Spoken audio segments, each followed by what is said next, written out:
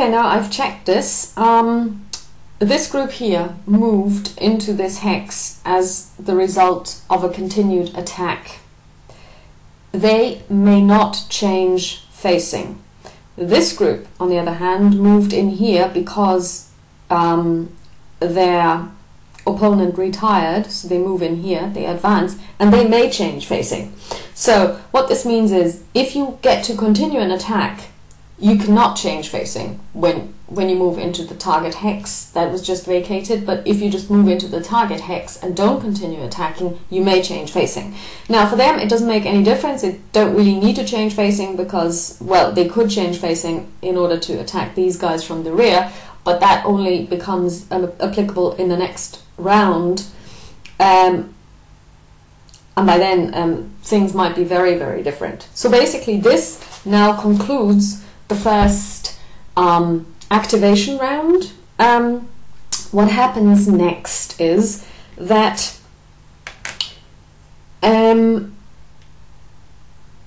active player, in this case the Crusader player, can decide to activate a new command, which in this case would be, it cannot be the Franks that just went, it has to be a different command. So I'm going to use Baldwin IV and his command range of 5, and I'm going to activate the this Knights Templar unit over here. Now what the other guy can do is, they can say, well, hold on, I want to seize command. I choose a commander. In this case, let's choose someone with a very high, well, they're all at 6, that's very good. So let's say we choose Al-Afdal, and he says, okay, I'm going to seize command from you. So he takes the 6 and rolls, and he rolls higher than that, which means that the opponent trying to seize command was not successful, which means that I can now activate, I get a free activation of any unit that I want, and I'm not going to activate those Knights Templar, I have no interest, I'm going to activate the Franks again. So what happens now is, I'm going to activate them, and first I'm going to use my crossbowmen, and I'm going to attack these guys here. 5 minus 2, because there's a 2 hex difference, is 3, and I'm firing at a mounted target that is disordered, and this means they are retired. Now next I have my knights, which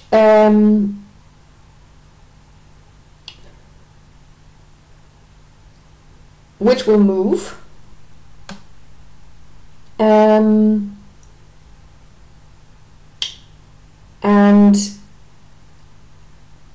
or some of them will move. This group will not move.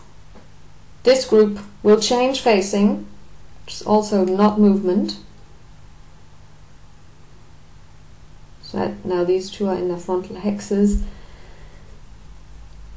This one is going to move and change facing, and this one is going to move, and I'm going to charge. So now this is going to be interesting, because now I really need to start marking what I'm doing. Thank God we've got plenty of markers. So these ones are going to shock. Sorry, these ones are going to charge. This one is going to charge as well. And this one is going to charge. This one moved, so he's at a -1. This one moved. I'm just going to put this down here as well, -1, -1, so I remember. This one moved as well, and he is also going to charge at a -1.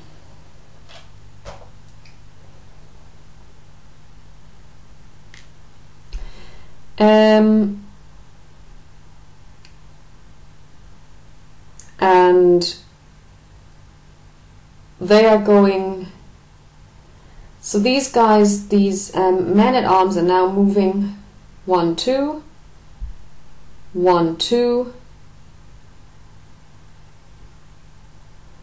1, 2, 3, 1, 2, 3.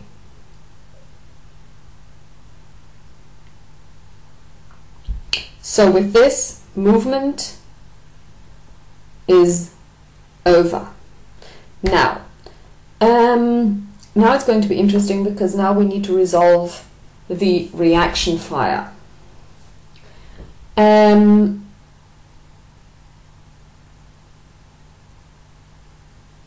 There is no reaction fire for this one because he didn't move. This one is going to get reaction fire. These ones are going to get reaction fire from these guys. So I'm going to do this now. 6, 7,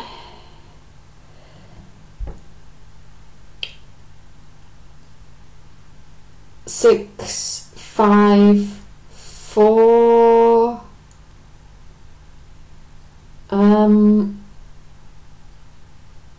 target mounted and disordered, means these guys retire. Gonna put them here, it's important. Okay, so these knights are out for the time being. Then they're going to shoot at the men-at-arms for 6. Disordered unit firing 5, mounted archers firing 4, firing at, that's not applicable, so they're firing at a 4.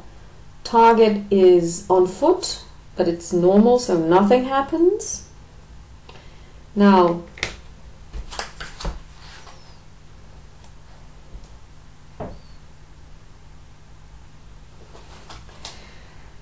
these ones are going to fire at these men-at-arms. Oh, for 10! Wow!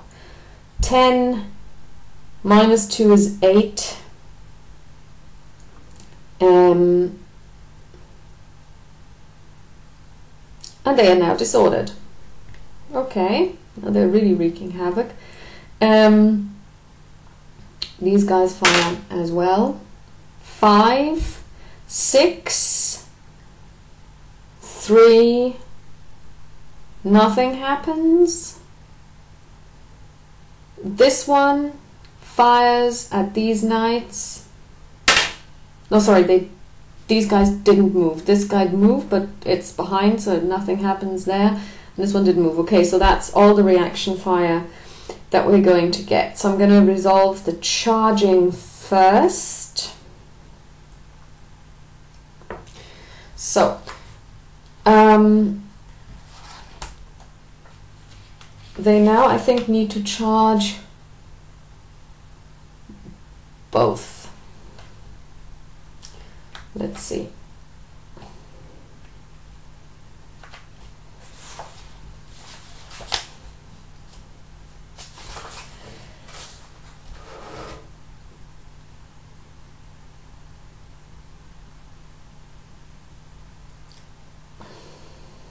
The path to the target must be through the unit's frontal hexes, and it may only charge facing one vertex to reach, change facing one vertex to reach the target, which must end in the charging unit's frontal hexes. A charge is a special form of shock.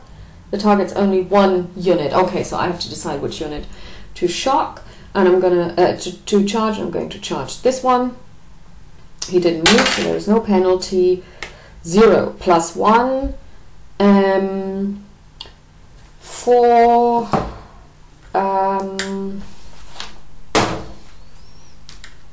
And it's a disordered defender, so this defender retires.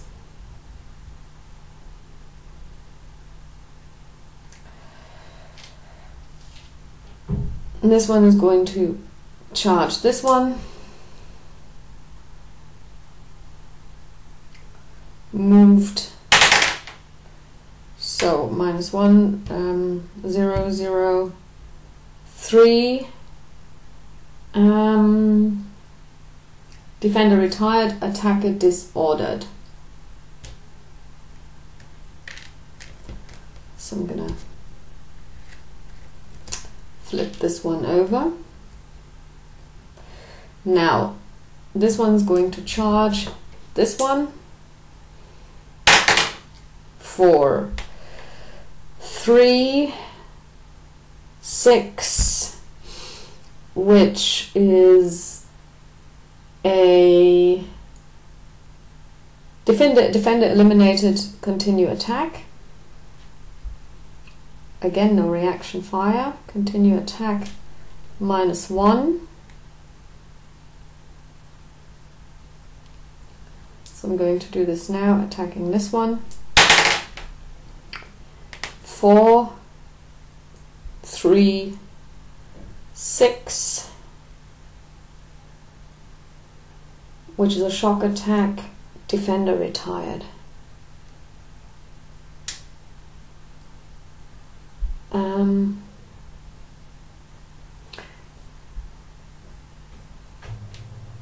And a move in here, but no continuing attack. So now I'm going to use the shock attacks here. So attacker, men at arms unit attacks this medium cavalry. So first we roll 1 plus 1 is 2.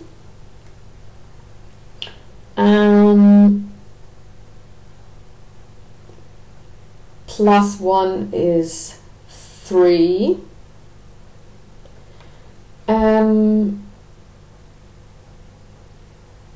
And the defender is disordered, nothing happens. This one attacks here, 5 plus 0 is 5. Men at arms attacking light cavalry, plus 2 is a 7. Disordered, defender retired. This one, 4 plus 1 is 5. 7. Attacker is disordered, brings it down to 5, which means the defender retires.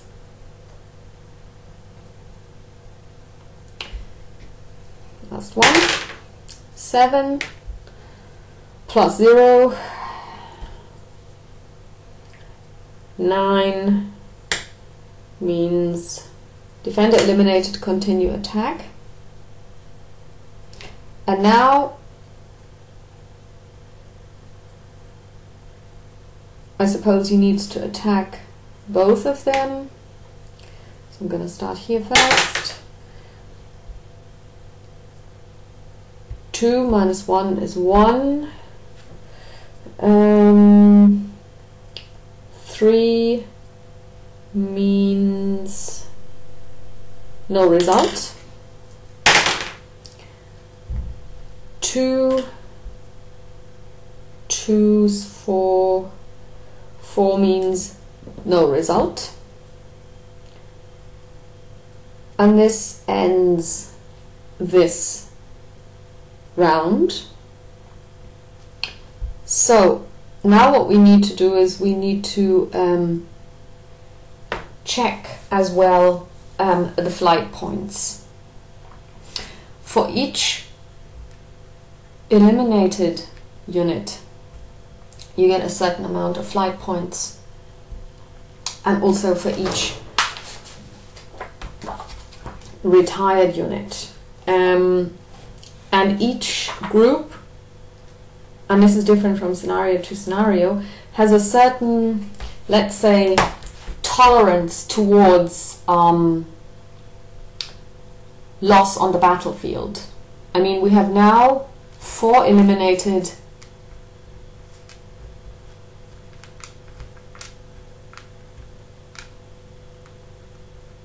Muslim defenders, and 1, 2, 3, 4, 5, 6, 7, 8, 9, 10 retired Muslim defending units, and we've 1 retired knight unit. So now these have different weightings, so we'll just check those. And then you also have to roll a die. I don't think that we're in any way close to flight point elimination, but we'll do it anyway. So, one flight point for each eliminated foot unit or retired unit regardless of type. 1, 2, 3, 4, 5, 6, 7, 8, 9, 10, 11, 12, 13, 14. So the Muslim player is at 14, and the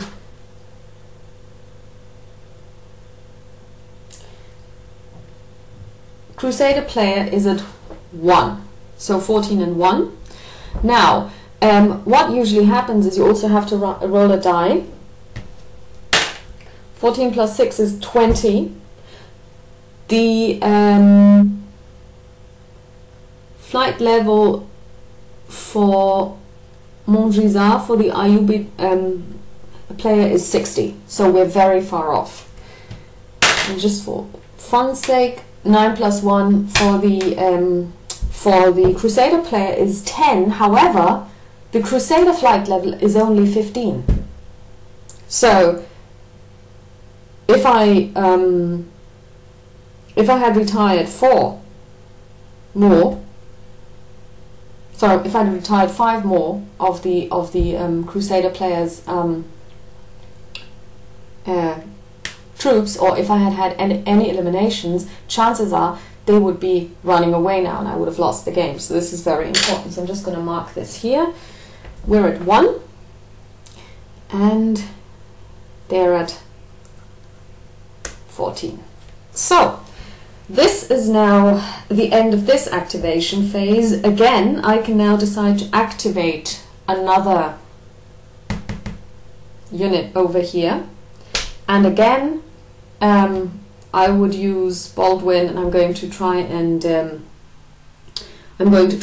activate the Knights Templar. But of course now also it's time for the Muslims to go. So taking the Muslim side, I will now have to say I want to seize command. So I'm going to use Al-Afdal again, and I'm rolling a 7, which is again above his